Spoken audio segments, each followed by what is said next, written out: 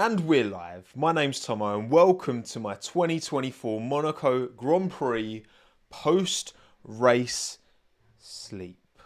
Sleep. You can all get some kipping. Hello everyone, welcome. Thank you all for joining me live here on YouTube. Halita Physics, Ben, Crook, Tina, NK McFrin, Cyan, Zevro, FH4 player, Rowski. Everyone, thank you for joining me. Slightly early. Well, no, I scheduled this for 7, pushed it back to 7:30. I'm live at 27 minutes past 7. So, early, kind of. T-shirt.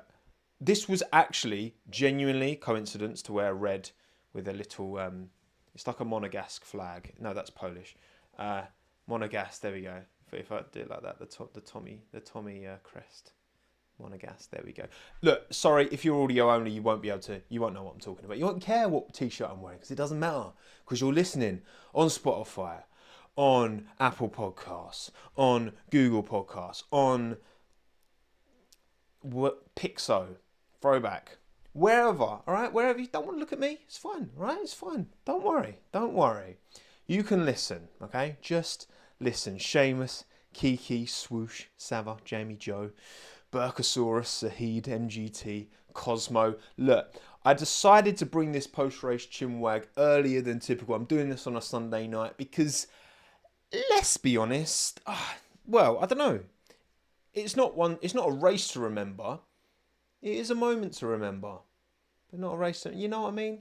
It's difficult. Well, look, let's get your race ratings in. I would ask live chat. I typically ask live chat to give me a range, but I mean, I was pretty confident that if I just do the lowest range that YouTube polls allows in terms of 4 options, a 1, 2, 3, or a 4 or more out of 10 as a race rating, then that would be plenty. So if you're here live, 468 of you, most of you have voted actually, which is pretty good. 26% of you have given this a 1 out of 10. 30% of you have given this a 2 out of 10. 20% have given it a 3 and 25% have given it a 4 or more. This is probably the most even spread of votes we've had for a race rating ever. Highlights were fire, Eslim. They typically are. They typically are. You can polish a turd, all right? Right, okay, so for me, the 2024 Monaco Grand Prix, as a race, as a spectacle, as a weekend, it's getting a 3 from me. It's getting a 3. Now, there are 2 main reasons it's not a 1, okay? Because I think if you don't have the chaos, the amount of chaos at the start with the Alpine Civil War, which we'll get into, and K-Mag, Checo tripping over again. I feel like they get a bit happy at this. What track was it last year when K-Mag and Perez tripped up over each other? Was it Hulkenberg and Ocon? I think Ocon been involved then as well, actually. Was it Qatar? I don't know. Whatever. Either way, we had chaos at the start, which was big chaos, big crashes, big scary shunt for Sergio Perez. Fortunately, he was okay. But obviously, we had the Alpines as well. That gave a little bit of drama. And of course, the individual who won. Anyone else, I mean, okay, maybe if Alex Albon had won the race, I'd have also given it a 3 out of 10. Pretty much anyone else, it's still a 2 out of 10 race. But for Charles to finally convert his home Grand Prix, just like I told you he would on Thursday, should have put, I'm not a betting man, that is the one occasion where that's an L, you know? Typically in life, that's not too much of an L. In everything in moderation, you know? Although I was about to say like alcohol, but I don't have a cider. I have a Bundaberg ginger beer. Any Australians in chat? It's very, very good ginger beer. Very expensive. I only got it because it was on club card discount. If you know Tesco, you'll know what that means. So yeah, for me, the vibes, the feeling of Charles Leclerc, like him holding on to P1 on both the starts was, I was so relieved. On that second restart as well, him holding on to P1, don't get me wrong, if Oscar Piastri had won this race, that would have been lovely.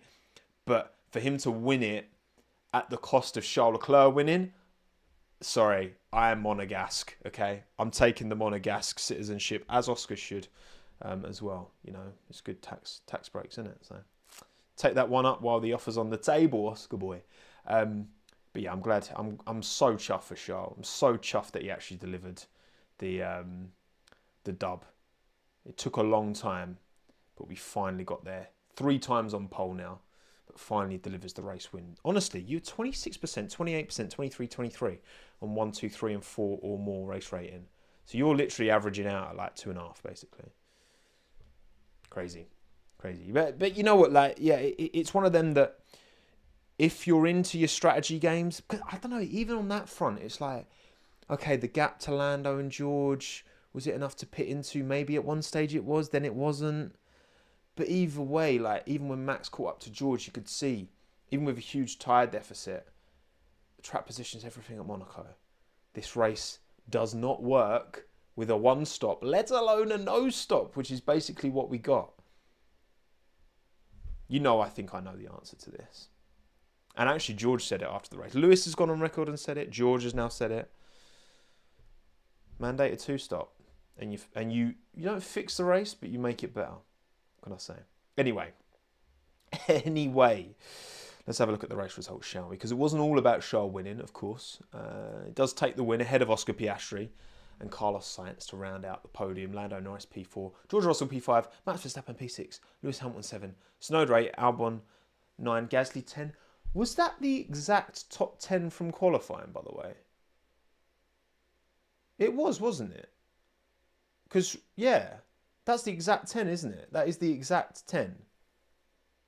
Cool, I wonder how... Is that the first time ever? Wow. Well, because I put a tweet out on Friday being like, oh, if the positions don't change... I think it was Friday, maybe Saturday. If the positions don't change... Oh, no. I put a tweet out after qualifying being like, if the results don't change, obviously not Friday. If the results from qualifying don't change in the race, then this is what the constructors' order is going to look like. I missed Ollie Behrman as well, by the way, because obviously he's got 6 points for Ferrari. And that's exactly how it played out. The top 10 did not change, which, given how chaotic it was at the start, and of course, Carlos Sainz lucking out big time with that restart. Just like, was it Fernando who lucked out like that, didn't he, in Canada? When the Alpines decided to once again go at it. We're going to spend a while on the Alpines, I think we are today. Because Bruno Fama, fair play, he was dropping some nasty bombs afterwards to French media. Oh, Australia, of course. Sorry. It was Australia, wasn't it? It's the beauty of a live stream, see? I can't get things wrong because you're here to correct me. It's great. It's wonderful. Yeah, of course it was Australia, duh. Yes, so top 10 remains unchanged. Lewis Hamilton delivered the fastest lap. We're going to talk about Mercedes as well because some questionable behaviour from Mercedes for sure. But yeah, Tsunoda, P8, more points on the board for him. Albon, P9, Williams' first points of the season, finally.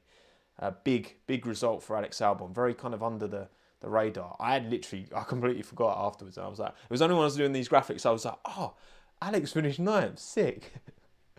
Alonso, P11, recovery as much as possible, but at the end of the day, it was another difficult weekend for Aston Martin. Ricciardo 12, Bottas 13, Stroll 14, got his puncher. Was he on for P10 at any stage, Stroll, if he hadn't got the puncher? Probably not. Track position, Gasly looked pretty comfortable. He was on the mediums, but he took him to the end, just like George did. Sargent P15, another forgettable race for Logan. Joe as well. Not great. And then Ocon, Perez, Hulkenberg, Magnussen, of course, all got caught up at the start. Yeah, he was running P11, wasn't he? But I'm not sure whether Stroll would have had a shot at Gasly. But again, you need such a deficit. And if no one's pitting... Cheers, Alessandra, for the super chat. 1-2 finish for the 2 Monegasque drivers. This is what I mean, Oscar. Like, if there's a chance for him to get some citizenship out of this, tax haven. Look, people don't like it when F1 drivers take up the tax haven, but at the end of the day, like, game's the game. Like, the opportunity is there. You know you're taking it. I think he's living in London at the minute, Oscar, and there's the HMRC certainly like to see what you bring in. Okay, I'm very, very conscious of that. But yeah, that's the race result. of the 24 Monaco Grand Prix. Memorable, but not memorable at the same time. But now the driver standings. Now, the way you lot called me crazy after my most recent video. Oh, Tommo's gassing up a title fight. There's only been 2 results where Max hasn't won. Listen, right? This Red Bull was always going to struggle around Monaco because we know it's stiff. Suzuka, Spa, Silverstone, they're cooking. Monaco, Imola, Miami, even Canada. I mean, it's been resurfaced, right? But it's a bit of a hybrid street track. I think they'll be better in Canada, definitely. I think Max will be right fighting for the win for sure. But, come on now. We've got 16 to go. 31 points. Max Verstappen, Charles Leclerc. Look, stranger things have happened, okay? And the momentum is now firmly behind Ferrari and McLaren. We know where Red Bull struggle. And the thing is, last year, Red Bull could afford to be slightly off their job in terms of track characteristics for their car. They could still put it on pole in Monaco. Max could still win in Monaco. Now that's not the case. Now we're seeing, yes, for sure, high-speed circuits, long, like, again, Suzuka, Spa, all that, Max is going to be cooking. But that's not all the remaining Grand Prix. We've got some variety coming up. Monza's straight line, Baku's straight line. Ferrari know what they're doing in a straight line. You know they're going to bring a spec to try and win that race as well. So yeah, the driver standards have moved around quite a bit after that weekend. Obviously, Sergio Perez scoring 0 points means he moves down from P3 to P5. He was P2 just 2 races ago. But then Leclerc jumped him last week, and now he's dropped down to P5, 1 point behind Sergio Perez. So you've got Max on 169, Leclerc on 138, Norris 113, Sainz 108, Perez 107, and Piastri with his P2 puts him up to 71 points. A really difficult start points-wise to the season for Oscar is going to hamper him being involved really in a title fight. I mean, he's got let's do the maths, that's 29 plus 130, 42-point deficit to Lando Norris, hasn't he? So, yeah, there's work to be done there, but his pace looked, given he had damage as well. Again, Oscar's pace fell away towards the end and Charles was just able to pull away, but Oscar was carrying floor damage the entire race. So, you know, we don't know to what extent that was affecting his pace towards the end and how he was able to manage his tyres. It would have affected him somewhat. To what extent, I don't know. So yeah, that's how the driver stands looking. In terms of movement, Albon moves up. Obviously scores 2 points, so he's P15 now. Otherwise, yeah, it's just basically Perez moving down and everyone, Leclerc, Norris, Sainz moving up relative, or at least Norris and Sainz moving up, should I say. Joe moves down, actually, of course, because Gasly scored a point, which I was given everything that happened, very, very happy, very glad Pierre got that P10. Because if it had finished P11 and it had been nil point for Allez les Bleus, that would have been the... At least there is a cherry on top. It's not like a mouldy raisin. It's actually a cherry on top. They achieved something this weekend, Alpine. All right, something. So yeah, shout out Pierre for that one. Okay, team standings. This is where it is very close, and this is where you might just be, oh no, there's not really a championship fight. Max will pull away, and on the tracks where you know what, maybe. I don't know. Maybe not. Maybe. But you cannot doubt, constructors-wise, especially with Checo, he's had... it just feels like, we've said this time and time again, once the other team or teams catch up, Perez is going to have a hard time of it. And, I mean, he was only, what was he, 5... No, what was it? P1 to P18 in quali was 0.5, I think it was 0.568, I want to say, between P1 and Checo. Which, even around a lap like Monaco, I mean, it's not crazy. I mean, the Saubers were absolutely nowhere. They stunk the place out. But yeah, P1 to P18 was like 0.568 or whatever. And that's the thing. Checo's not just... He didn't just trip up over the Ferraris and the McLarens. He tripped up over everyone else. And then obviously what happened with the race happens in the race. And that in part is because when you're down at the back, like when you're down in the pack, you're more likely to get caught out about these things. So yeah, with Checo struggling, and I don't know, I can't look at this and think like, oh, next weekend in Canada, he'll be right behind Max and he'll be fine. Like, I don't feel that way. I don't think it will. So this Constructors' Championship, it's only 24 points now between Red Bull and Ferrari.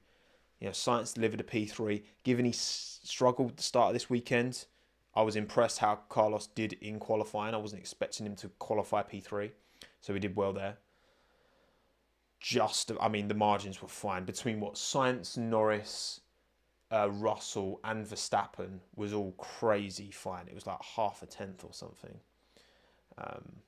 It's a marathon, not a sprint, as Lewis famously once said. 16 races to go. So plenty of time for this to heat up for sure. Mercedes got a bump in points. Williams move up to P8.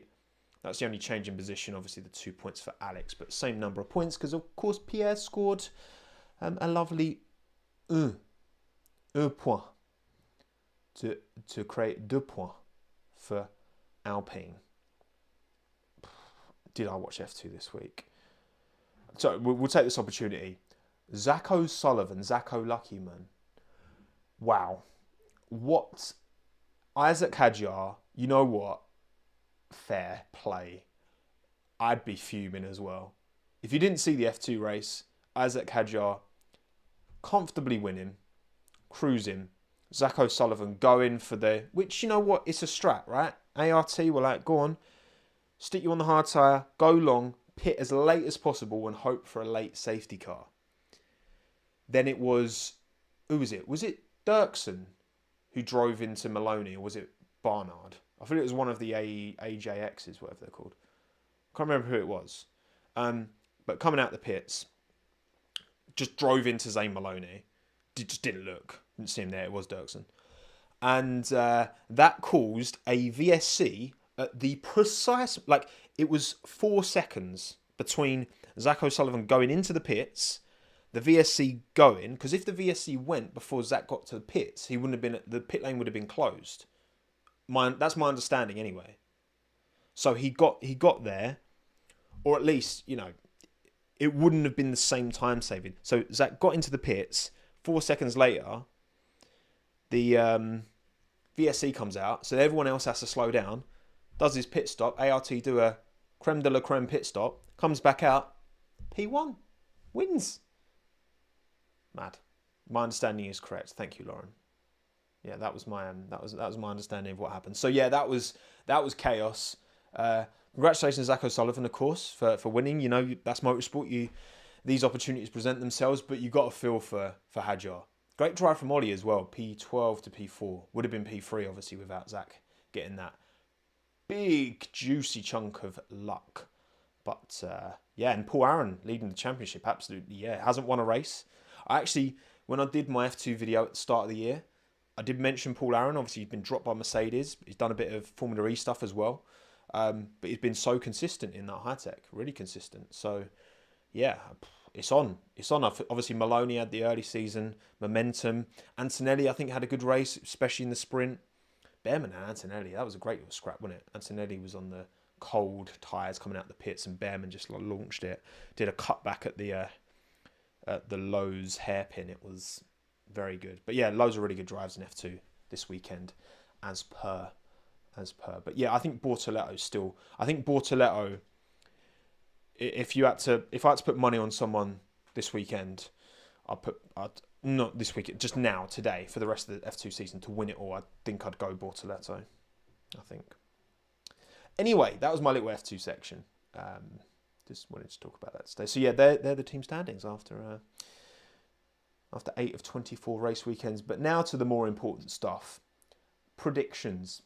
Predictions I made on Thursday, and that you made on Thursday. You know what? Shame on you, right? Because, well, if you don't remember, if you weren't here on Thursday, the poll got a lot of votes. Clearly, the those of you who are you're open to a bit of Twitter in your life. I am said person as well. Don't get me wrong. Got hold of it and messed with it a bit. So I've actually changed the poll a bit so you can't see what the other people's responses are, because I think people do that and say, "Oh, we're gonna troll that." Well, hang your heads in shame, because wow, you stunk. Race winner Ocon, no. Banger drive Ocon, absolutely not. Clanger drive Lewis, no. Banger team Alpine, Gasly got a point, but no. Aston Martin Clanger team, maybe. Both out the points with 4 DNFs, given their package. Bit of a clang, but there were more clanging performances this weekend than Aston Martin. So you lot suck. Me, on the other hand, come on. Race winner Charles Leclerc. Banger drive Charles Leclerc. Rarely do I do both win and banger drive. I was genuinely so confident that this was the time, right? You knew that car suits that track. He's coming off good momentum, no lower than P4 all year this year, including the sprints. Good momentum, confident in the car underneath him. There was no reason on paper, apart from the vibes, basically, that Charles wouldn't win this race, because obviously the pressure, it's his own Grand Prix, whatever. So I was confident about that. Got both. Thank you, Daniel, by the way, for the super chat. Thoughts on Andretti drama. Oh, I'll get onto that. I will get onto that, don't you worry. So we're good there. Zhou Guanyu, Clanger drive. Now, obviously, yes, there were other names, Magnussen, Perez, Ocon. Zhou finished last. He qualified last as well. So that's pretty bad. Banger team Ferrari, first and third. Clanger team Sauber, nowhere in qualifying. Bottas recovered a bit of grace, a bit of favour in the race, but still bad. So you know what? We take those. We take those W's. You try again. Try again for Canada chat. Try again, all right? Okay. Bangers and clangers. Oh, actually, before we do that, Daniel, as you say about the Andretti drama. So, yes, Andretti are continuing their push for an F1 entrant. We talked a bit about this on Thursday, actually. So, obviously, they've signed Pat Simmons, ex-F1. So, they've got an internal agent almost in there. Used to work for Formula One, Pat Simmons, now in Andretti. Team principals have gone on record this weekend being like, they're just going to have to buy another team, which is a stinker, like what you plan at. Just let them in. Like, let them pay their way in. Stop being... It's just... The more this gets dragged out, the more it does feel like a bit of a racket, F1. Like, there's just this kind of... I don't know, man. It's getting very mafioso-esque. I don't like it. They're just kind of, oh, this is our pot. Stay away. No, you can't pay to be in. Stay away. It annoys me, and hopefully the pressure pays off. Because Andretti are investing heavy in resource. Obviously, they're not in, so any money they spend now is part of no budget cap, because they're not a team. They're just doing a thing, and then they might get into F1. But they're still just doing a thing, like got their Silverstone satellite factory and just building up infrastructure there, which obviously that will host a lot of their Formula E team as well, and various other European disciplines. But the idea is to have their full base in Fishers, Indiana eventually, which is... Last time I read into that, it hit a bit of a roadblock. I'm actually not too sure where that... Greg Mafioso. Yeah, it's a bit dodge. But yeah, time will tell. Time will tell on that one, but I hope an 11th team. We need 12 teams. 12 teams. The tracks are built for that. It's literally written in the... Like, you can have up to... I think it's up to 13, it actually says, in the current Concord, as a maximum number of teams. I think it's 13. I could be wrong. But it's definitely at least 12. All these tracks have the infrastructure That was the most cop-out when we saw at F1 being like, oh, Andretti can't in because they won't bring value to the sport. We'll bring value to them. Shut up. Like, when all that came out, they were like, oh, it will take away from the infrastructure to other teams. I'm like, what? It says in your own Concord agreement you can have up to 13 teams. What are you talking about? Or 12, whatever it is. Whatever. Anyway, sorry, that just annoys me, that subject. Let's talk about bangers and clangers from this weekend's Monaco Grand Prix, shall we? Starting with mine, most importantly, right, of course. That's Pat. Oh, it's Charles Leclerc's now. I was half tempted to give it that the other two drivers that came to mind were George Russell, outqualified Lewis. He was 25 thousandths behind Carlos Sainz. So that was like, whoa, big. In a Mercedes, where they're struggling, got new front wing, right? Almost, and if he qualified P3, I think he would have converted P3 in the race. Because they probably would have copied the strategy of the cars around him with George's car. And then obviously in the race, held on to those mediums right to the end, had pace at the end as well to open up a bit of a gap to Max. It was, Mercedes' choices put a bit of pressure on George, but he delivered and he got the P5. So I think he had a very good race. I think Albon as well, like to qualify Q3, first Q3 of the season in that Williams. Obviously, Sargent going out in Q1 again, but it's hard to get a yardstick on Alex's performance, really, because Sargent's not a known quantity. But to get to Q3, hold on to that position, get 2 points for the team was big. Oscar as well in quali. Who knows in the race, right? If he doesn't get that floor damage, he's still not overtaking Charles, but it would have been tight. So, but look, Charles Leclerc, quickest in FP1, quickest in FP2. Was he quickest in FP3? Not actually sure. I don't think he was he? He was one of the Mercedes, wasn't it? He was Lewis or something. Yuki P8, of course. But I think that RB's better than that Williams. Is he not quickest FP1? Oh, is it Lewis? I knew Lewis was quickest at some point. Either way, delivered the pole position. Not as convincingly as maybe we thought, but I think, Oscar's lap wasn't perfect. Charles' lap wasn't perfect either. And then just to deliver the race, 2 starts as well, which obviously that's one of the only opportunities to get an overtake done. So he kept it calm for both starts, converted the win. Probably actually on paper wasn't necessarily the most impressive drive of anyone. I think there's other names there, but when you include the context of the situation, Charles Leclerc banger drive, no question. He won FP4 today as well. Oh, that's good. I like that. Right. Clanger drive. Now, there's obviously a few names. Like it's Checo, K-Mag, or Ocon, isn't it? Realistically, it's one of them 3. I've gone Esteban Ocon. So, obviously, out-qualified by your teammate, but he got to Q2. Yeah, it happens, right? And, he's been quicker than Gasly just about in quali, but you know what? It's no big L. Right. I need to show you my tweet. Right. I did a tweet during the race that banged pretty well, and it literally, like, I'm sure some of you will have seen the video I did fairly recently talking about Esteban Ocon, why he's like this, right? And he did the interview with the High Performance Podcast, and they talked about how, he had everything to fight for when he was in the junior formulas because he was never guaranteed anything. So he'd go all in for like every single move. And I just... Esteban, right, here we go. I found it. Look, bro, I'm sorry. Esteban, you're not racing for your life in Euro F3 anymore.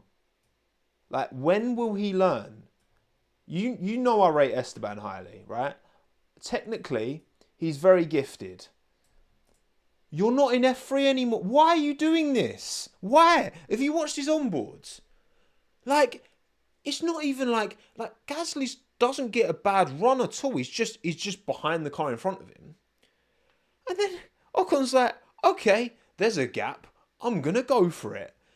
and you're going to launch it down the inside, and he gets plenty alongside, but Gasly, there's no more room for Gasly to give him.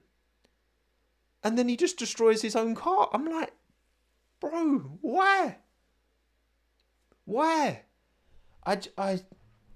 Look, he's an incredibly talented bloke, right? He wouldn't have put it P4 in qualifying last year around Monaco and converted a podium if he was a mug.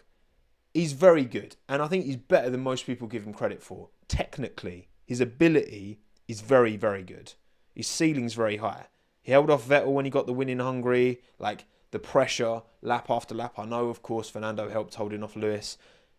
Unquestionably, right? But he's good. He's very good. But this is not like...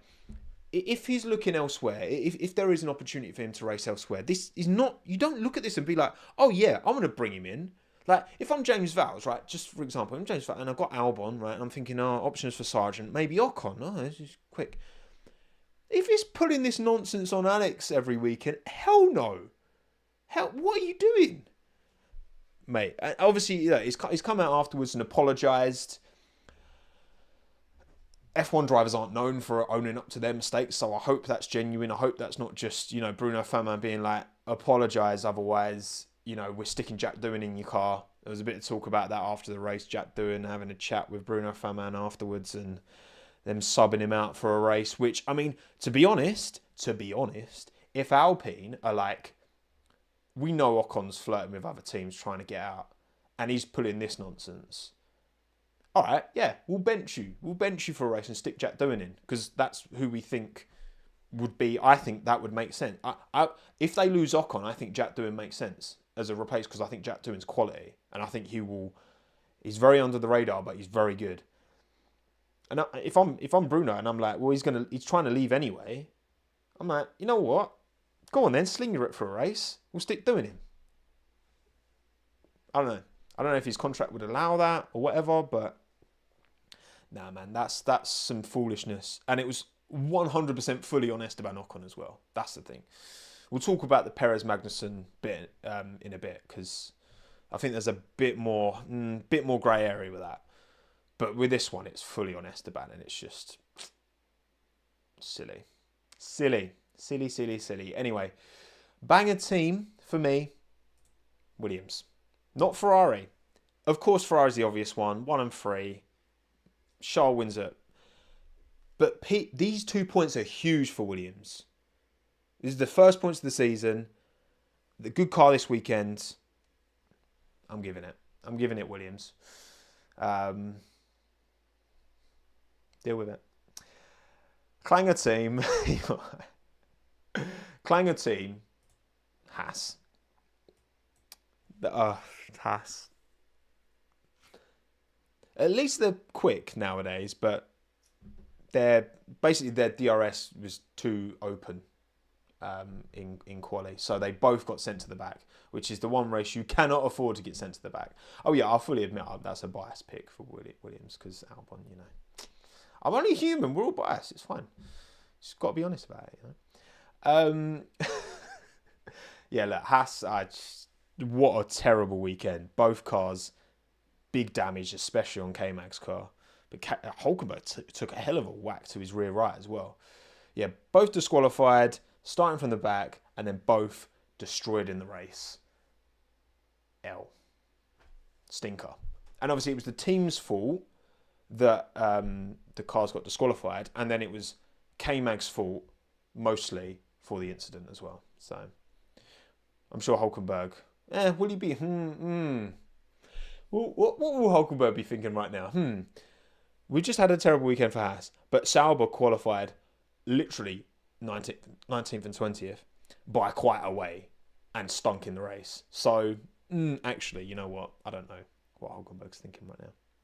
So those are my bangers and clangers. Charles Leclerc banger drive, Esteban Ocon clanger drive, Williams banger team because bias, and it's a big deal.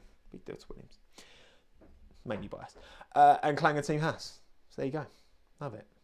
Love it. Lovely jubbly. But what about yours? What about yours? Do we agree? Do we disagree? Is K-Mag going to race in Montreal?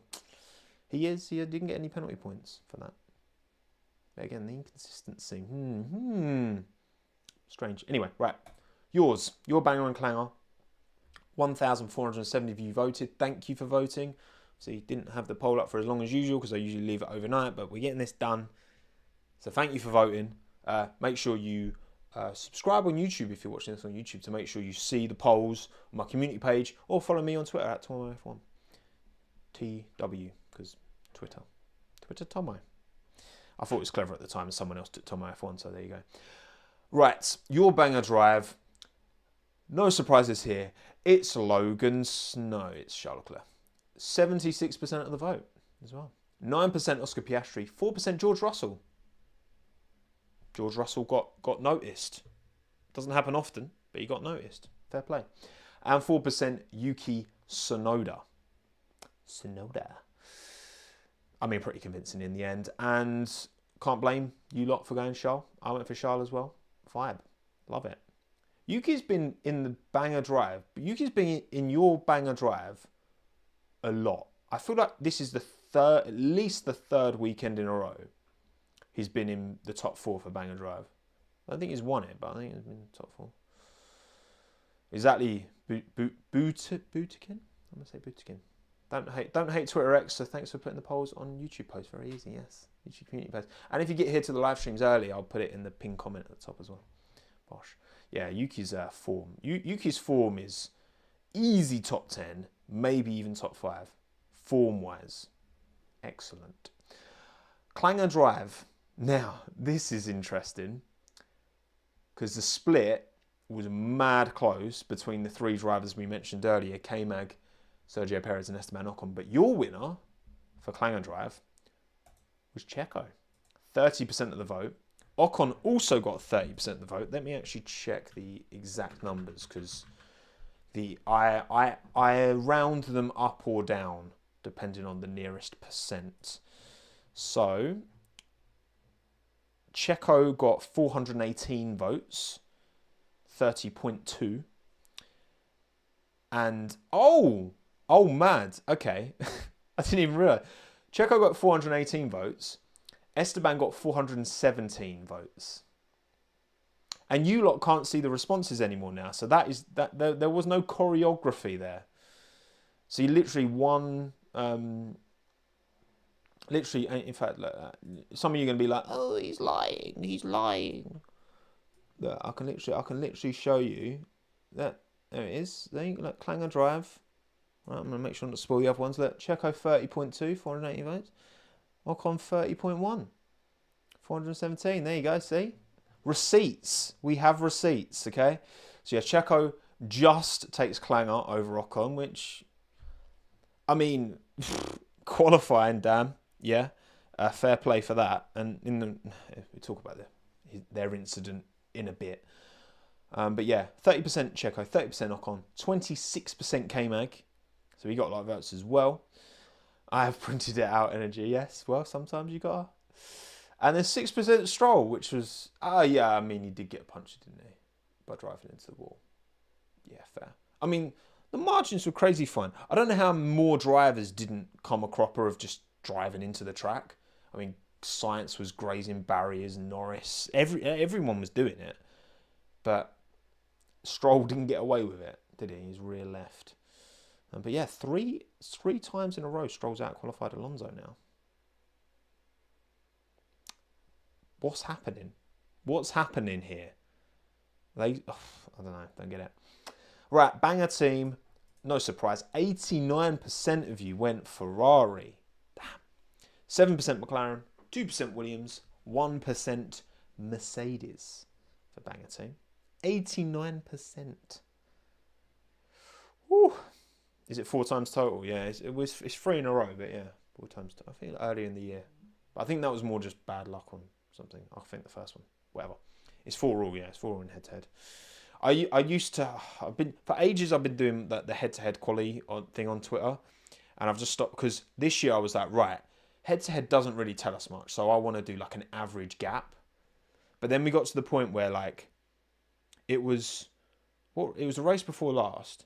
It was where Yuki didn't set a lap in Q2 Daniel got to Q3. So then to compare them, I had to look at their Q1 laps, and Yuki went quicker in Q1. So I'm like, well, hang on. Daniel got to Q3, Yuki was P15, but then I'm going to have to give this to Yuki in a head-to-head because in Q1 he went slightly quicker than Daniel. And I was just like, this is just getting, like, there's so many caveats trying to, like, compare these, and I was just like, I couldn't be bothered. To be honest, I was just like, I can't be asked. It's not worth it. So, yeah, I've stopped doing that now. If you noticed, by the way, you probably didn't notice. But anyway, who cares? So yeah, banger team Ferrari. Well done, grazie ragazzi. We had Fred, we had Charles, both in the marina, in the water. What a dive from Charles, by the way. Watch it back. Go online and find clip of Charles doing the dive. Great form. His hat stays on the whole time as well. Very impressive. Although Fred does the whole jump, hold you though. I don't know, right? Like, my first job ever was a lifeguard, right? When I was 17. Because I couldn't find anything. I was trying to find a part-time job. And I was really good swimming when I was younger. So I was like, I'm going to learn to be a lifeguard. So I was a little pool lifeguard. You spend half your time cleaning toilets. And quite a lot of excrement. Fun times. And then half the time sitting on a tall chair whistling at people to get off the rope. Memories. And holding your nose when you jump in the water, like, I don't know why people do that. Like, I don't feel like it does anything. I don't think it helps. I think if anything it just makes, I don't know. Anyway, moving on. Clanger Team Haas, 53% of the vote, no surprise there. 20% Red Bull. It was always going to be an uphill struggle for them because their car does not work over curbs. So, yeah, it's going to be locked in Spa. It's going to be locked in Suzuka, in Silverstone. There's Catalunya they're going to cook, which is the race after next, right? I think it's the race after. But this weekend, no. Rare Tomo law. I don't know. Did I ever have to save someone? No. Someone did cut their head quite badly, and I had to, like, give them. They're there. Little rub on their head. There, you'll be okay. No, obviously I didn't do that. But yeah, it was never that bad. Canada, then Spain. Yeah, I thought so. Thank you, Lucas, by the way, for Super Chat. No major driver error after lap. Why was that, in your opinion? Well, say it was only Stroll, wasn't it, who made a major error. I think the standard's really high. I think these drivers are all very talented. Some more than others, of course, but the level is very good now. And it makes those drivers who maybe could have got away with being a bit mid in the past. I don't know. Like, let's say like Kevin Magnussen, for example. Maybe Kevin Magnussen's gotten worse. Maybe he's just stayed at a level and everyone else has moved up and now he is struggling more. Because I feel like Kevin was seen as a pretty safe pair of hands not even that long ago. Like, when he was running in with Grosjean, it felt like Grosjean was getting more of the heat and K-Mag was the more kind of, I don't know, maybe I'm misremembering that. But now he just seems like a very unreliable driver. And I don't know, I feel like it's just the standards moved up and he's maybe just stayed still. Maybe. But yeah, I don't know. I mean, because he's not even that old, K-Mag. But there you go. Yeah, 53% Clanger Team Haas, 20% Red Bull, 15% Sauber, 7% Aston Martin. And Hulk really underrated. Yeah, no, Hulk is doing a job on him. And I think he's always been underrated. So those are your bangers and clangers. Charles, Checo, Ferrari, Haas. And mine, Charles, Esteban, Williams, because bias, Haas. Yeah, we're pretty much in agreement there. So happy days. Right, okay. Team by team, starting with Williams. Yeah, obviously, look, the points are huge. They're going to, obviously, RB are clear. Racing Bulls are clear. Sauber, Williams, Alpine. I feel like there's more points in Alpine. I feel like they've got a better car. I think they've got a better package than Williams and certainly Sauber. Sauber's clearly the worst car. Then I think it's Williams, then Alpine, then Racing Bulls and Aston Martin, probably pretty close now. But yeah, Good race for Alex. I mean, it's all Saturday, isn't it?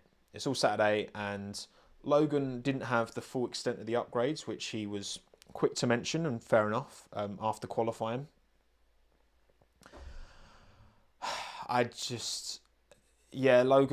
Logan got a good overtake on Stroll. Also, Bottas overtook Sargent, which was like the first overtake of the race in like lap 58 or whatever it was.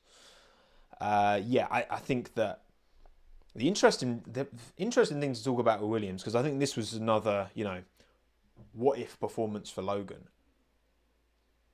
Because I don't think I think that even their races, Albon kept pace with Tsunoda. It's very hard to kind of take anything from either of their races. But it's the talk around Carlos Sainz, isn't it? Because the fact that Sainz is entertaining Williams, and he did a segment with Sky Sports talking with Naomi Schiff, and he was very much talking about how he wants to go to a team that believes in him. He wasn't so much talking about, like, I was expecting him to say, I want to be at a team that's as high up the grid as possible. But he didn't say that. He was like, I want to go to a team that believes in him and is something he can develop and a project he can work on. Now, Williams becomes a more enticing prospect if Mercedes isn't an option, if Red Bull isn't an option, realistically, because I don't think either of them. Well, I think Mercedes should be an option, but I don't think they're going to go with Sainz, even though I think they should. Williams versus Sauber to become Audi. I mean, first of all, McLaren are proving that you don't need to be a manufacturer to excel in this game. I think there is an assumption you do, but you look at Alpine, they're a manufacturer and they're nowhere. Developing your own engine, there are advantages in theory, but McLaren are proving that those advantages are not, it's not a guarantee. Like, your engine department and your chassis department are different anyway. So as long as you can understand the power unit, Williams have been running a Mercedes power unit for a long time now. When was the last time Williams weren't running a Mercedes power unit? I'm trying to remember. Does anyone know in chat? So, the hype of Audi coming in, I love an Audi, right? Big fan of the brand. I do like Audis. They're probably my favourite German automotive manufacturer. But, is it 2013? 2013. There you go. Big throwback. 2013 Renault. 2010 Williams had Cosworth, before the hybrid era. So Williams have been running Mercedes engines for a long time, and they've extended the Mercedes partnership as well into like 2030, I think it is. The chassis team at Williams is doing a better job than the chassis team at Sauber. I think that's fair to say. And Audi coming in will just mean, they're bringing their own engine, but also it's still in Himwell. It's still Sauber staff, just with Audi on their uniform now. I'm sure Audi will bring their own people in, but that race team, if you look at them as race teams and you look at them as aero teams, Williams are carrying a weight limit, of course, and look at the infrastructure difference between Sauber and Williams. Look at the Sauber wind tunnel, which is well lauded in that. I think the Williams race team is a better race team. So, the race team and the aero team. And they've got a consistent, I think the more you talk about it, the more you think like, oh, maybe actually, alongside Albon as well, who's given his confidence behind the project, it starts to make Williams sound like maybe the right play for Sainz, because there's so much of it's up in the air. Obviously, you've got Hülkenberg alongside, which is, he is as good, if not certainly over a lap. I'd put Hülkenberg over Albon. So I think that makes the idea of Williams a lot more compelling. They have ambition, yes, Dawood, exactly. They have ambition. Seidel, I don't know, it just feels like that team's gone backwards, Sauber. I don't know. If I was Carlos Sainz, right, hang on. Let's do I can ask you, I can just stick, I could put a poll out, If you were Carlos Sainz and you had to choose between Williams and Sauber for 2025 and onwards, Who would you pick? So obviously you've got one season of Sauber still being Sauber, and then from 2026 onwards, you've got, them being Audi. So, because the thing is, Audi engine could cook for sure. But I mean, Mercedes have never, McLaren are doing bits with a Mercedes engine. Mercedes have not dropped the bomb on an engine. Like, ever, really. Like, just on an engine, like in isolation. McLaren are doing bits with the engine, even though Mercedes, their race team and their aero department aren't getting the best out of that engine. It's the same Pirelli rubber for everyone. And they've got the same engine. Like, again, when I went to Aston Martin, they were saying this, they make the engines in batches of 8, and then they randomly allocate, right, 2 of them go to Williams, 2 of them go to McLaren, 2 go to Aston Martin, 2 go to Mercedes manufacturer team. And they're just like randomly kind of ticketed and then sent off. McLaren are doing objectively a much better job than Mercedes, but the engine is not seemingly a deficit problem. Like the Honda engine, the RBPT, whatever you want to call it, is great. The Ferrari power unit's great. The Alpine, who knows? Maybe the Renault power unit is the best power unit, and Alpine are just really bad at designing a racing car. I don't think that's the case, but anyway. Right, what are you saying? Who would you pick? Williams or Sauber if you're Carlos Sainz? Ooh, interesting. 64% of you saying Williams, 36% Sauber. Look, it's the Vowles effect, the long-standing relationship with Mercedes, the fact that the Riltons seem to be serious versus the clout of Audi. If this was Daewoo, right, taking over Sauber, I don't think there'd be the same confidence in the project than Audi, who obviously have a lot of success. WRC, obviously Dakar with Carlos Sainz Senior. Le Mans, not that long ago. Back when I was younger watching Le Mans, like Audi were in the was it the R10 TDI that won, like the diesel that won Le Mans like loads of times. But yeah. It's a decision. It is a decision. And it was funny when they asked James Vowles in the coverage about Carlos Sainz. He was like, Carlos who? That is an admission, if you've ever heard one, that they're in chats, isn't it? Surely. The Vowles effect. Look, maybe. R18, there it is. Seco, there it is. So yeah, well look, we'll see. Logan, there is no way he's keeping this seat. Like, unless he bodies Albon for the rest of this year, like, there's no way he's keeping that seat. There's too many. If Sainz is a genuine option, Bottas. I mean, there would have been a time I would have said Ocon, but I don't know. It's just weekends like this make me really question Esteban. Like, he needs to give his head a rattle, like Yuki did after his blow up in Bahrain. But Ocon's a lot more experienced than Yuki, and it's just unacceptable this weekend, but whatever. We'll see with Williams, but well done, Alex. 2 points. P8. Well done. Sauber, I mean, it's just so bad, isn't it? It's just so bad. Do I have anything to say? I think neither driver could really show much this weekend. I've got nothing to say. I've got no value to add to your lives. You've got a limited time here on this earth, and you're giving some of that time to listen to me, which I thank you for. And I'm not going to waste your time talking about Sauber. Bottas got an overtake done. The first overtake done. There you go. Bosch. Livery merchants. Exactly that. Thatcher would do a better job than Alpine. Red Bull. What can I say? I mean, Max is... Sorry, like... I know 2021 damaged the image of Max Verstappen in a lot of people's minds.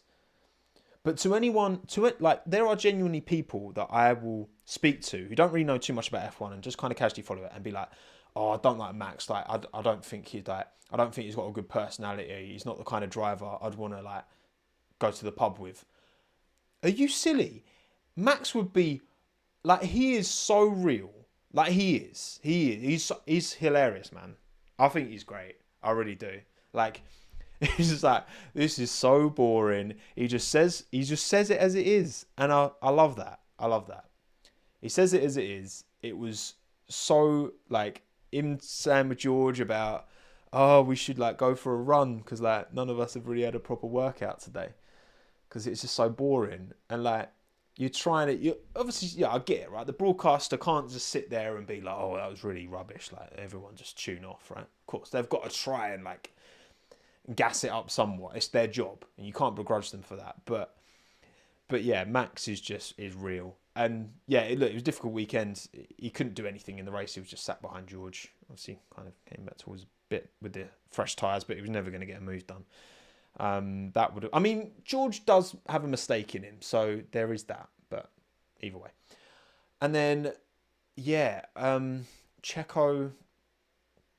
Look, the qualifying was bad. If you're in a car that isn't working around this track, it's not great Checo going out in Q1, but also it's like, okay, the car wasn't that set up right. Like it doesn't work. It's not the quickest car in Monaco. If every single race was in Monaco, which would be, even I would say that's too much, then the Red Bull would not be the quickest car, would it? It just not anywhere near really. And for Max to be as close to P3 as he was impressive on its own. But yeah, I guess the incident, right? Let's talk about the incident. Let's have a conversation about this. So K-Mag versus Perez on the first lap. Where does the fault lie? It's kind of interesting that, and I'll do a racing incident as well. So if you're, and bear in mind, obviously this is first lap, and concession is given on first laps, typically, but not for Ocon. Like, I don't know. I feel like we've seen, given the kind of moves and the kind of incidents we've seen on lap ones, I'm surprised that Ocon got a 10-second penalty. Don't get me wrong. It was a bozo move from Esteban, and he should take full responsibility for it. And it sounds like he has, which is good. But I'm surprised, given the track record of, penalty for Ocon, maybe they just thought, oh, it's a great meme, so you know what, we're just going to give him a penalty. But I'm surprised, I'm just surprised they gave him a penalty. And it's going to be like I think it's a 5-place grid drop for next race. Maybe that race will be Canada, maybe it won't be Canada. Maybe they'll just be like, you know what, you're never going to serve this penalty in our team, goodbye. And then Ocon goes to Williams, and then he has to serve that penalty in the first race of 2025. Would it work like that? It probably would work like that, actually, wouldn't it? If they really did, you know what? Bruno's had enough. You're out, son. You're out. Right. K-Mag versus Perez on the first lap. Where does the fault lie? So 60% of you saying K-Mag, 30% racing incident, 11% Perez. So a lot of people, I remember when we were in Miami and Magnussen Sargent, I thought that was harsh on Magnussen because I thought he was enough alongside. From what I could see, he got to a point where he was at least 50% alongside Sargent's car. And I think once you get to that stage, I think he was entitled space. In this instance, at no point was Magnussen far enough alongside. He was never more than 50%. And what I believe, I don't care about what the rules say, this is what I think it should be. I think if you're more than 50% alongside, you are entitled space. If you're less than 50% alongside, you are not entitled space and you should pull out, right? And at no stage was Magnussen 50% alongside, so he should have pulled out. Lap 1, Monaco, you're going up the hill. Like, these are two very experienced drivers. These two have been on the grid for a very, very, very long time, K-Mag and Perez. They've been at Monaco many a time. They know the game, right? So looking at that, and I was like, you know what? Yeah, that's definitely on K-Mag for sure. And because it's lap 1, they'll probably give it as a racing incident, which is what they did. But when I watched the Sky Pad, Checo could see K-Mag. And he could have left more space. Do I think he should have? I do, for self-preservation purposes. But K-Mag still in the wrong. And because it's lap 1, because it's Monaco, and it's so tight and it's like everyone's going for it, like, I understand why that leniency exists for lap 1 incidents. I get it. But for me, it's still, I mean, it's for sure on K-Mag. I don't think it's 60-40. I think it's like 80-20 on K-Mag. That's what I think. I think it's 80-20 on K-Mag. I think Checo, he looked twice in his right mirror.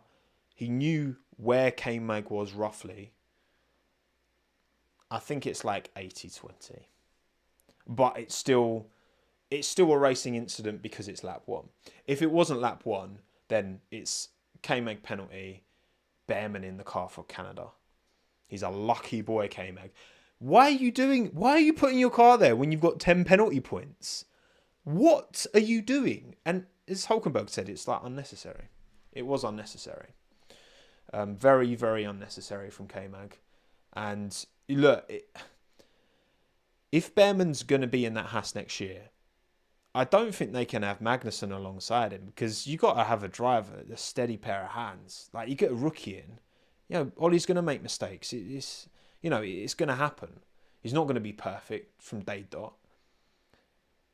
But you can't, like, K-Mag just driving like this, man. It's just, I don't know. He feels like he looks so defeated after these races, like in these conferences when he's getting caught up in these instances, and I don't know, it's just the energy he's given is really like self-defeated almost. Like it's already, like he knows he's not going to be, he's just enjoying his last, because if he loses this seat, there's no way another team picks him up. It's kind of sad. I kind of don't, his demeanour just, yeah, I don't like it. Don't put Ocon next to Ollie, please. Please. You know I love Ollie. The way Ocon treats his teammates, sorry, Esteban. Your track record speaks for itself, mate. Like, Aokamatsu, if you're watching, do not put Esteban Ocon alongside Ollie Behrman. I beg you. Please. That is, no one wants that. Anyway, look, Bottas, Behrman, I could get behind that. But I think Bottas should be pushing for a Williams seat more than a Haas seat. Yeah, we'll see. Okay, racing balls. Ooh, yes, racing balls. Interesting. Yuki once again cooks. Ricciardo, not as good as Yuki in qualifying. Again, bad start as well. Got jumped by both Aston Martins. At least on the, was it that on the first start? Or was that on both starts? I can't actually remember. I think that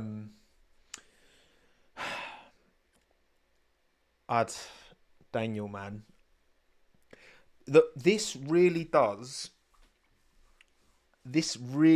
feel a bit like 21 McLaren.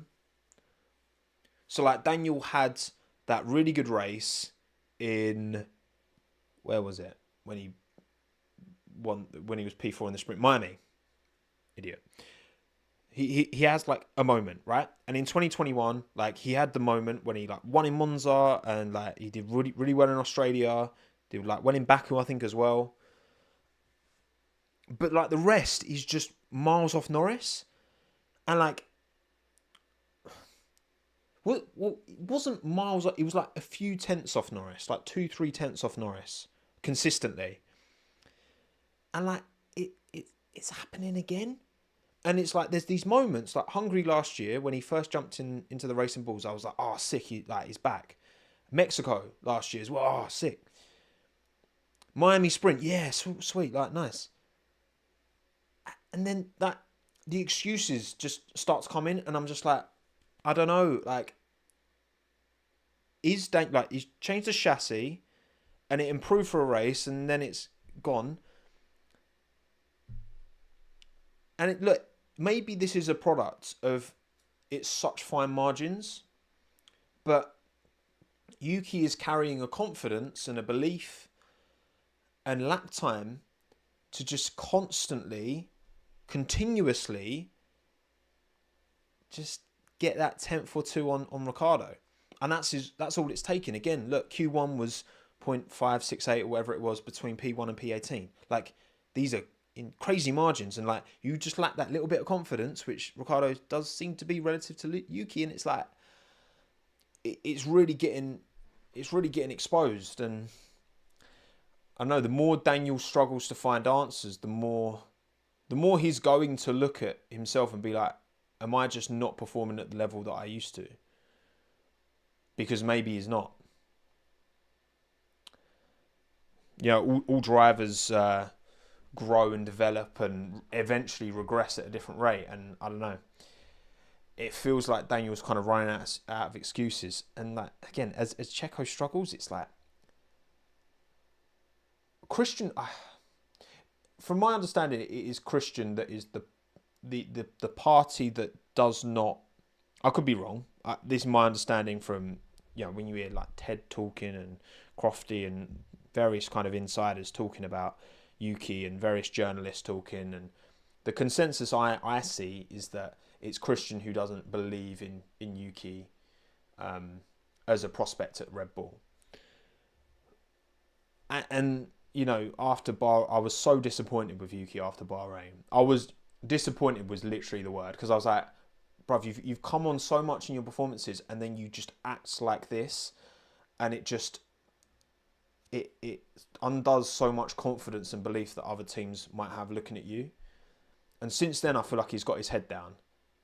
And I don't know, maybe that was the moment that was like, all right, I need to, if I actually want to have like a serious F1 career and actually be remembered, in the future, and actually get race wins. Because I think he's got the talent to do it.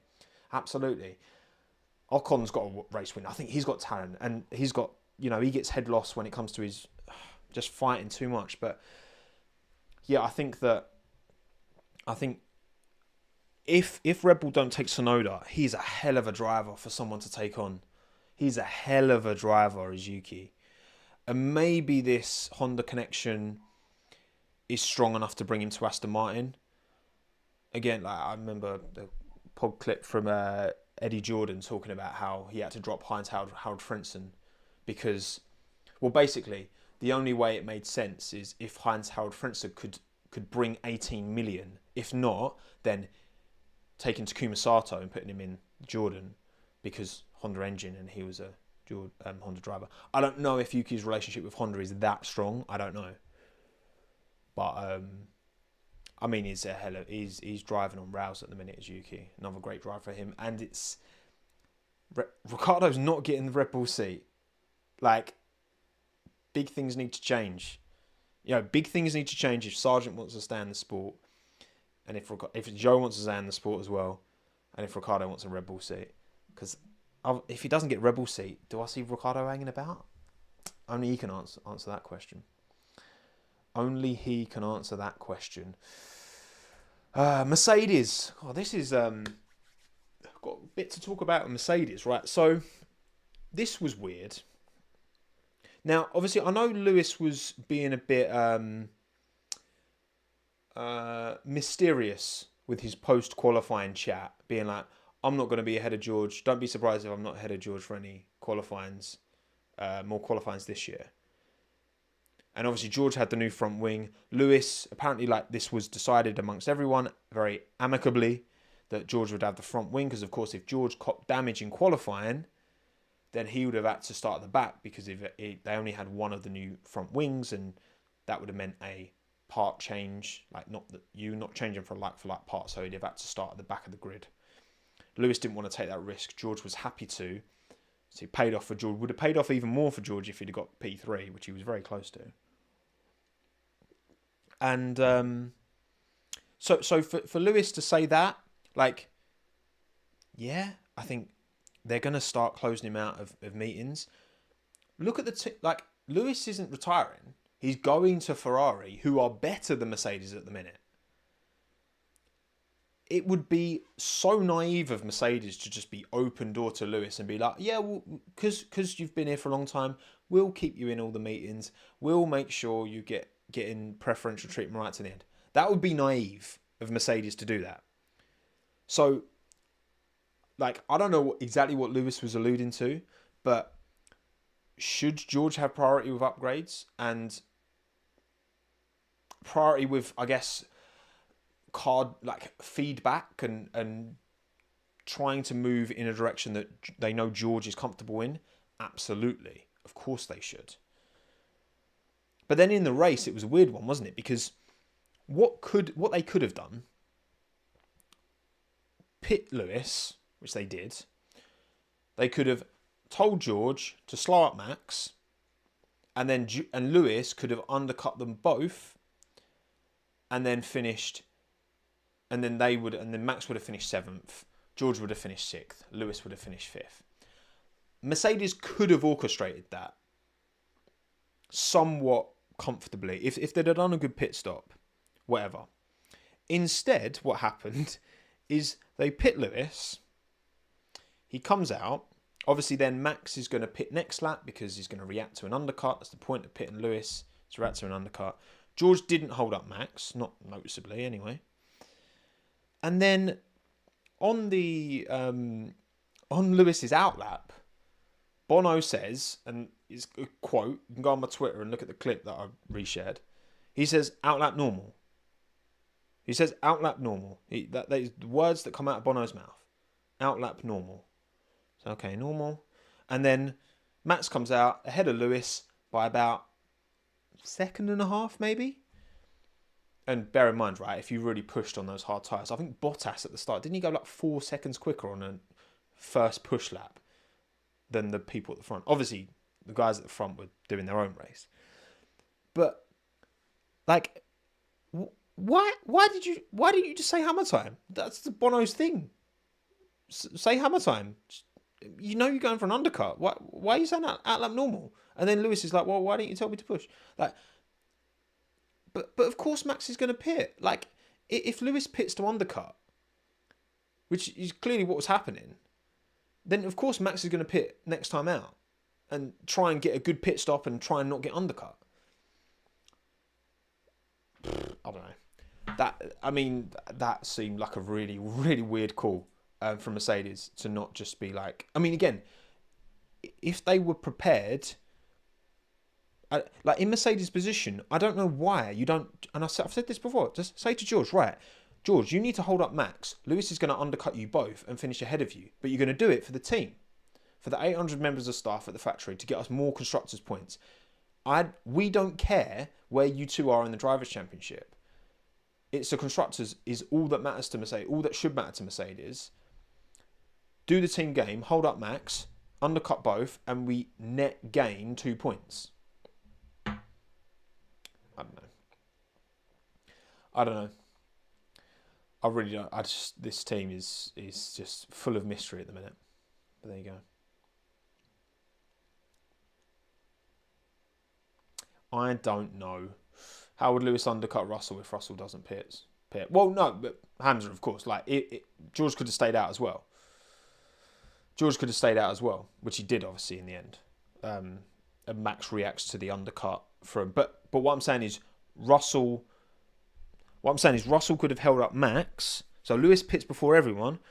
Russell holds up Max. Lewis pits. Then it's like, right, what does Max do? Does Max pit to react or not? But either way, if Max just stays out, because Max was on the medium tyre, the same tyre as George, they would have both been on the medium.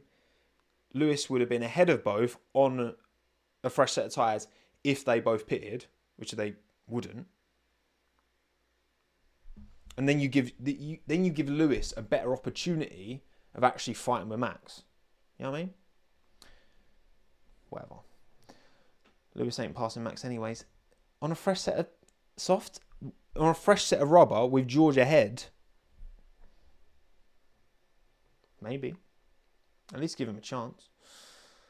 But yeah, either way. Right, anyway. Moving on. McLaren.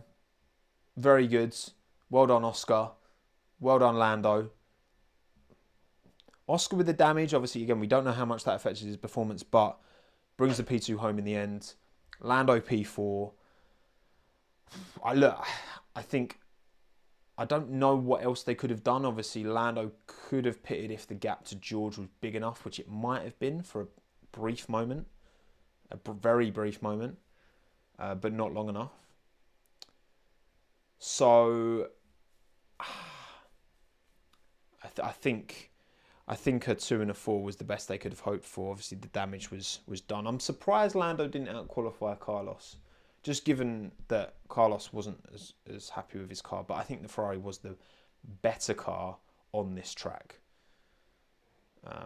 The more complete package, I would say. But yeah, all in all, very good. The fact that they had the orange caps, I don't know why Lando and Oscar were wearing the orange caps. Why wouldn't they be wearing the red and white caps that was the actual Monaco merch? I don't know. But then also, it clashed a lot with delivery. And the orange with the yellow. They look like Gabriel Bortoletto's F2 car. So that's the thing. But yeah, well in Oscar. Very good. Very unfortunate, again, that he lost points earlier on in the season, because he would be he will be a serious element in any potential title fight, taking points off of people and that. But unfortunately, he's really not got enough. He's starting on too much of the back foot, I think, Oscar. But great drive from him. Lando, very quiet race, just kind of did his thing. Couldn't get the move done on science, but no pit stop Monaco race is always going to give you that. Haas, I've got nothing of value to impart on Haas, because it just... What an expensive weekend for them. Tis Hasta indeed, Olivine? Not sure. Either way, spot on. Disaster. Not good. Ferrari, I mean... So, Canada, do I expect Ferrari to be quick? Yes. Spain, you've got to think that's Red Bull. In fact, let me get up the remaining races of this season. Let me get up the remaining races of the season. So we've got... So, yeah, Canada next. That's, could be a Ferrari McLaren track for sure. Spain, that's a Red Bull track all over. Red Bull Ring. Ooh, Red Bull Ring. Red Bull, obviously McLaren ran very well there last year. Slow speed isn't so bad for them now. Red Bull Ring could be an interesting one. Silverstone, I'd expect that to be Red Bull. Hungaroring, that could be a Ferrari McLaren track. Spa, Red Bull. Zandvoort, probably Red Bull, Zandvoort. Monza, Ferrari, I'd probably say. Baku, Ferrari as well. Singapore, definitely not Red Bull. Definitely Ferrari or McLaren. And who knows, maybe Mercedes, maybe they jump into the... At some point, jump into the fire. Kota. Ooh, Kota. I mean, the S's at Kota are very Red Bull, aren't they? Yeah, probably Red Bull at Kota. Mexico, Red Bull as well. Interlagos, Red Bull. I think Red Bull would have, there's a good few races where I think Max could win towards the end. But then Vegas, probably Ferrari, maybe. Lusail, Red Bull, probably. Yas Marina, maybe McLaren, Ferrari. Look, I think there's a fight. I think there's a fight to be had, and I think Ferrari and I think Charles Leclerc are going to be firmly in that fight. 31 points behind Max Verstappen. Good momentum, consistent this year is Charles. Very consistent. No lower than P4 all season. Has finally got the win. Finally got that Monaco curse done. That's buried. He can crack on now. Kind of same with Lando, right? I think once you get that, once you get that ticked off, that big one, that big curse that's kind of lingering over you. Once you get that ticked off, you can just crack on, and I'm excited to see how this pans out. Very, very good. Very good vibes. It might not be enough to beat Max in a championship fight to the end. I think it will be a fight. That doesn't mean I think Max won't win it. I think it'll be close. But 25 is looking like it's going to be lovely. Qualifying Charles' pole lap was about a second quicker than Max's pole lap last year, wasn't it? It was a 12.3 last year, and he did a 12.2 Charles this year. Very good. Very good Ferrari. Fred Vasseur effect, what can I say? And you know what? You know who I actually felt quite sorry for? Xavi. Because Charles finally gets the win in Monaco, and Brian Boz is his new race engineer, and Xavi's gone. So, yeah, it's kind of quite sad for Xavi in that moment. That would have been really nice for him, but I'm sure he enjoyed it wherever else he is in Ferrari. I'm sure he's at the factory or something. Screw Xavi. Throwback. Maybe Xavi was the curse. Maybe. I'm sure it wasn't. But either way, well done, Charles. Buzzing for him. Aston Martin. The mystery of Fernando Alonso, where his apparent quali pace has gone relative to Lance these last few races. Lance drove into the wall. The car doesn't seem to correlate well. It's worse. It feels worse because of how strong they started last season. That just feels like a decade ago, doesn't it? Yeah. Aston farting this weekend. Not good. AMR is currently MIA. Couldn't have put it better myself. Not good. And then finally Alpine. We've already kind of covered this. Do I actually think... Well, look. If Bruno Famat really does hoik out Ocon for Canada and put Jack Doohan in, if that really happens, then there is no way Ocon is in that team next year. If you know Ocon's trying to leave and he's pulling nonsense like this in Monaco, I wouldn't begrudge them doing it. I wouldn't. Because you're like, well, this guy's leaving anyway. Like, we think Jack Doohan might be the guy. Let's get him in, see if he can do a Liam Lawson. You know, pull it out the bag, do bits straight away. They've given Jack tons of testing mileage. But if you're like, we want to keep Esteban, we want to keep him, there's no way you're dropping him for a race. So I think, depending on whether that was just Bruno in the moment, just getting a bit of head loss and being angry or whatever, or whether that is a genuine potential eventuality, I mean, that would be mad, right? Like, to pour Ocon for a race for that only happens if there is more to it than just that incident in isolation. Who mentioned benching? Apparently, Bruno Faman was talking to Jack Doohan afterwards. This kind of comes through Ted, but also Bruno. The quote from Bruno, which is basically like, "There will be consequences." What will those consequences be? Look, again. If I'm team principal, if I'm in his shoes, and I know Ocon is actively trying to leave,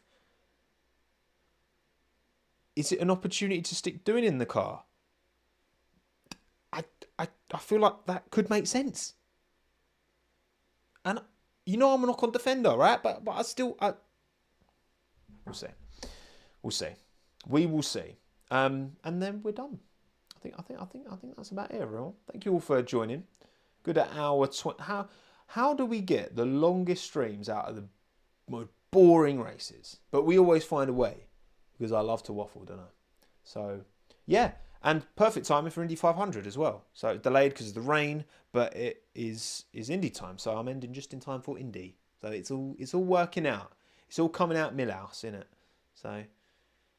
Yeah, thank you all for watching wherever you are in the world. Thank you, Christy, Theo, Victor, Versatility, Des, Katharina, Vil, Taxipus, Halita, Raina, Black Mamba, Matt, Jimmy, Earth, Luke, Priest, Liam, Nick, Theo, David, Prithvi, Olivine, Galaxy, Asics, TOMMO'S, Tax, Burkosaurus, Sense, Siraj, fill in the blanks, Rivethead, Relics, Freaky Snake, Smoky Bandit, Physics, Aaron, Chopsticks, Ibiza, John, David, Cyan, Fahad, Cyril, AJ. Thank you all for watching. Don't forget to like the stream if you did enjoy it, if you're watching this after the fact.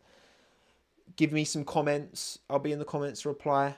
Yeah, not sure what... I think I know what the video is going to be this week. Yes, actually, I think I do. So yeah, keep your eye out for a video this week.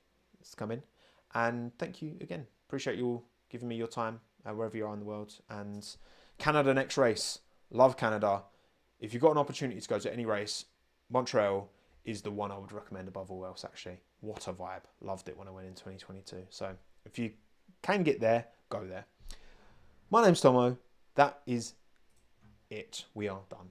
Thanks again. Have a good one. Cheerio. Adios. Goodbye. No Minton. He's downstairs. Sorry. Next time. Bye-bye.